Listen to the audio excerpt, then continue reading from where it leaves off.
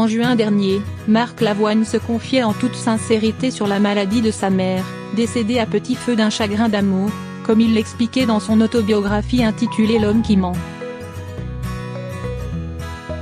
Profondément marqué par cette disparition survenue en 2011, le chanteur de 56 ans avait accepté de l'évoquer face à Laurent Ruquier et ses chroniqueurs sur le plateau d'On n'est pas couché.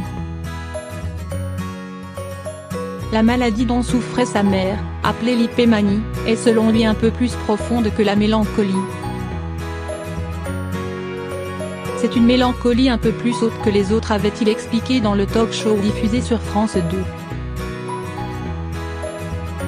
L'interprète de J'ai tout oublié avait également révélé que son futur ouvrage, intitulé Quand arrivent les chevaux, serait centré sur sa mère et sa maladie, et sur la culpabilité à laquelle il a dû faire face lors de sa mort. Marc Lavoine avait par ailleurs laissé entendre qu'il avait l'impression d'être rongé par le même mal. J'écris le chagrin, je ne peux pas dire autre chose. J'ai vu ma mère dépérir petit à petit et respirer machinalement. Elle n'était même plus capable de dire je t'aime aux personnes qu'elle aimait le plus, ses enfants.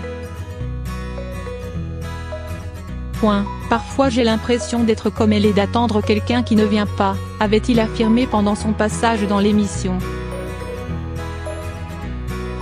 Lors d'un entretien accordé à Psychologie Magazine, publié dans le numéro en kiosque le vendredi 19 octobre, celui qui a divorcé il y a quelques mois de Sarah Poniatowski s'est de nouveau livré sur son rapport à la mort. Je ne vais pas très bien, vous savez, a-t-il déclaré avec humour, ajoutant par la suite, la mort, je flirte avec elle, je ne l'aime pas mais je vais constamment la chercher.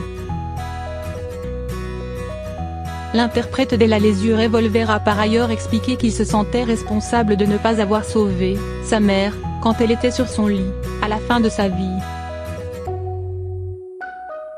J'ai eu la sensation de l'abandonner. Pourtant, c'est elle qui m'a demandé de partir. Cette séparation durera toute ma vie. L'abandon ne nous abandonne jamais, a confié Marc Lavoine, livrant ainsi de nouveaux aveux touchants sur ces démons qu'il a notamment choisi de combattre par l'écriture.